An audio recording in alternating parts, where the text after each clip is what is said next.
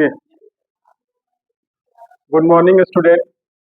जैसा कि हम लोग कल डिस्कस किए थे इसके बारे में, विस्थापन अभिक्रिया के बारे में, ठीक है। कुछ एग्जाम्पल के माध्यम से आप लोगों को बताया गया था कि विस्थापन अभिक्रिया क्या होती है, ठीक है। आज फिर से एक बार उसको रिमाइंड करा दे रहा हूँ, ठीक है। क्या विस्थापन अभिक्रिया का उदाहरण के माध्यम से कि विस्थापन अभिक्रिया क्या होती है, ठीक है। इससे पहले कि विस्थापन अभिक्रिया हम लोग स्टार्ट करें, एक कुछ ऐसे तत्वों के बारे में जान लेते हैं जिसकी अभिक्रियाशीलता क्या होती है, अधिक होती है, जो कल हम लोगों ने ट्रिक के माध्यम से देखा भी था, ठीक है।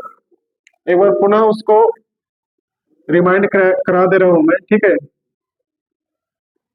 जैसा कि हम लोग कल पढ़े थे एक ट्रिक के माध्यम से, वो ट्रिक ये था, किसका ट्रिक पढ़ रहे थे हम लोग, अभिक्रियाशीलता का, तत्वों की अभिक्रियाशीलता,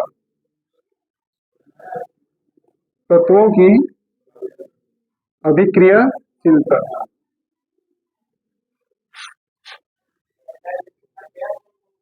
ठीक है। देखिए, सबसे पहले हम लोगों ने पढ़ा था के बारे में, ये पोटेशियम, क्या है ये, पोटेशियम। ट्रिक में इसको हम लोग बोलते हैं केदार, ट्रिक में इसको क्या बोलते हैं, केदार। उसके बाद आता है सोडियम, Na, इसको बोलते हैं नाथ, ठीक है। केदारनाथ का माली, इसको हम लोग पढ़ते हैं माली, और ये हमारा है Al से एल्युमिनियम होता है, लेकिन शॉर्ट ट्रिक में इसको हम लोग आलू पढ़ेंगे ताकि ये याद रह सके, ठीक है। और उसके बाद है जिंक, जिसको हम लोग बोलते हैं, इसमें जरा के नाम से पढ़ते हैं, यानी केदारनाथ का बीच में यहाँ ले लो, केदारनाथ का माली आलू जरा। अब फीका पकाता है, कैसा पका रहा है, फीका।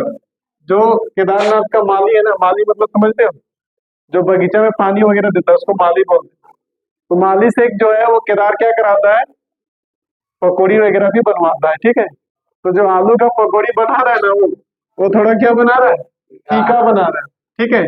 तो ऐसी से इसको हम लोग बोलेंगे केदारनाथ का माली आलू जरा कैसा पका रहा है, फीका पकाता, पीबी, इसको हम लोग पढ़ेंगे पकाता। और यहाँ पे हम लोग पढ़ेंगे एच, जिसको हम लोग है के नाम से जानेंगे, हाथ से हाइड्रोजन होता है ना, इसीलिए। इसके नीचे का ट्रिक पढ़ेंगे, इसके नीचे का ट्रिक है करीना, Cu, ठीक है। बीच में एक Hg भी आ जाता है, उसके बाद Ag, Pt, Au।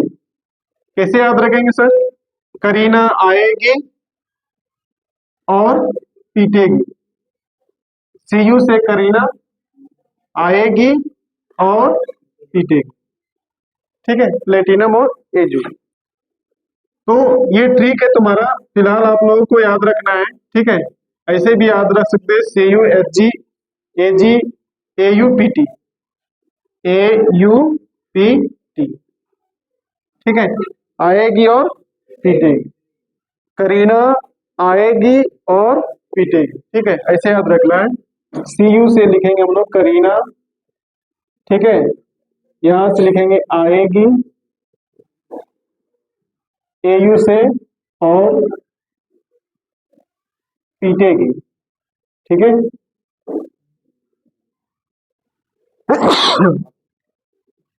ये ट्रिक है, ठीक है।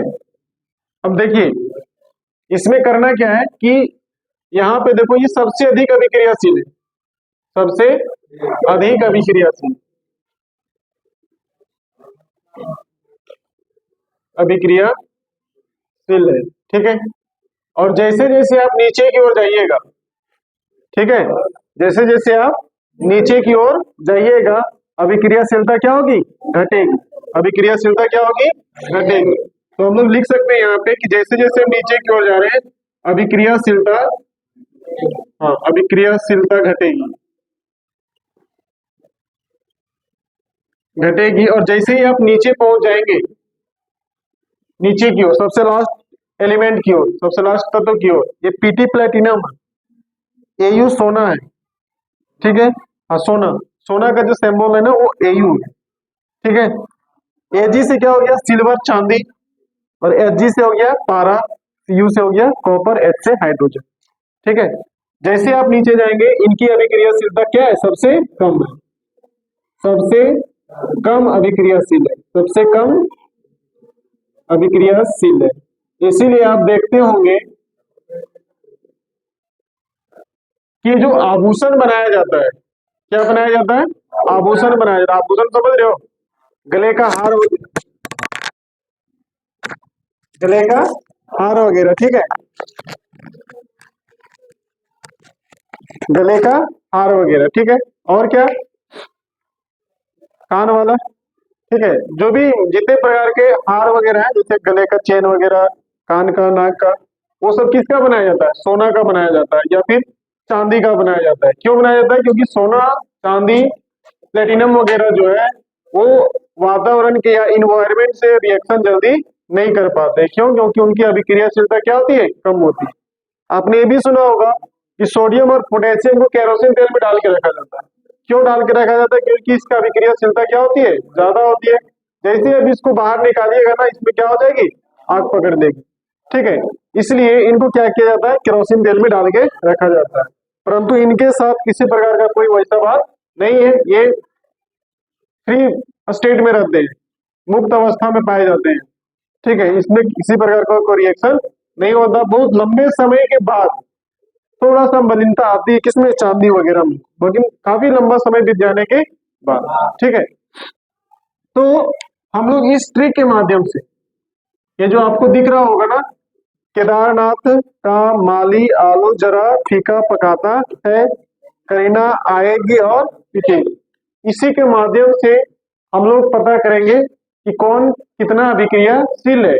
और ये हमको काम देने वाला है किसमें, विस्थापन अभिक्रिया में, दैट मीन्स डिस्प्लेसमेंट रिएक्शन।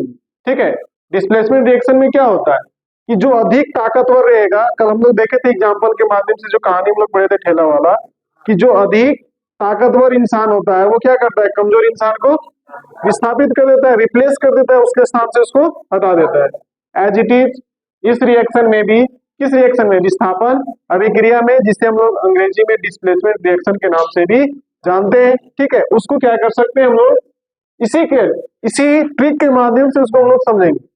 और अगर आपको ये नहीं पता है तो फिर आप रटिएगा सिर्फ, क्या कीजिएगा, रटिएगा कि चलो जिंक जो है ना, कॉपर सल्फेट से कॉपर को हटा दिया, लेकिन कोई पूछ देगा कैसे हटाया, आप नहीं बता पाइएगा। क्यों, क्योंकि आपको पता नहीं है कि जिंक ज्यादा अभिक्रियाशील है, यानी जिंक ज्यादा ताकतवर है या कॉपर ज्यादा ताकतवर है। ठीक है, इसलिए सबसे पहले आपको ये पता होना चाहिए। ये ट्रिक अगर आपको पता है तो फिर आपको दिक्कत नहीं होगी। ठीक है, तो ये आपको बता दिए। अब इसी के माध्यम से हम लोग स्टार्ट करते हैं जो कल हम लोग डिस्कस किए थे, विस्थापन अभिक्रिया के बारे में। ठीक है, हम लोगों ने कल स्टार्ट किया था किसके बारे में, विस्थापन अभिक्रिया के बारे में। ठीक है, तो आज देखते हैं, फिर से एक बार एग्जांपल रिमाइंड करा दे रहे हैं। ठीक है, विस्थापन अभिक्रिया, इसी चीज को हम लोग अंग्रेजी में किस नाम से जानते हैं बाबू, डिस्प्लेसमेंट रिएक्शन के नाम से जानते हैं। हाँ, डिस्प्लेसमेंट रिएक्शन।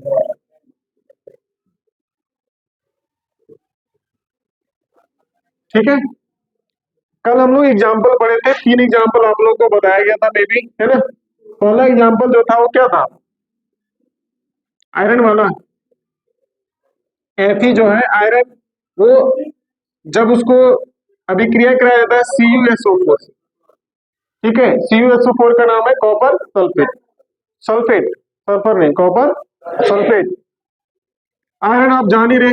ठीक है, अब ये क्या करेगा ना कि देखिए यहाँ पे, देखिए आप यहाँ पे देखिए आप, ये हो गया हमारा आयरन और ये हमारा है कॉपर।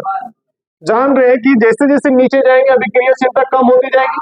आप देख रहे होंगे कि आयरन जो है ना वो कॉपर से ऊपर है, यानी अभिक्रियाशीलता घट रही है। तो नीचे आने पे इसकी अभिक्रियाशीलता कम है, इसकी अभिक्रियाशीलता ज्यादा, यानी आयरन जो है ना वो क्या है, ज्यादा ताकतवर है। आप वैसे नहीं रखो ऐसे। ठीक है, तो ये क्या करेगा ना, आयरन इस कॉपर को यहाँ से विस्थापित करेगा। ठीक है, इसको रिप्लेस करेगा, इस आयरन जो है, यह आयरन जो है इस कॉपर को क्या करेगा, रिप्लेस करेगा। अपने माइंड में इमेजिन करो थोड़ा सा। ठीक है, कि ये ताकतवर इंसान है, ठीक है, और ये कमजोर है कॉपर। ठीक है, तो ये ताकतवर क्या करेगा, इस कॉपर को विस्थापित करेगा, रिप्लेस करेगा, उसके स्थान से उसको हटाएगा।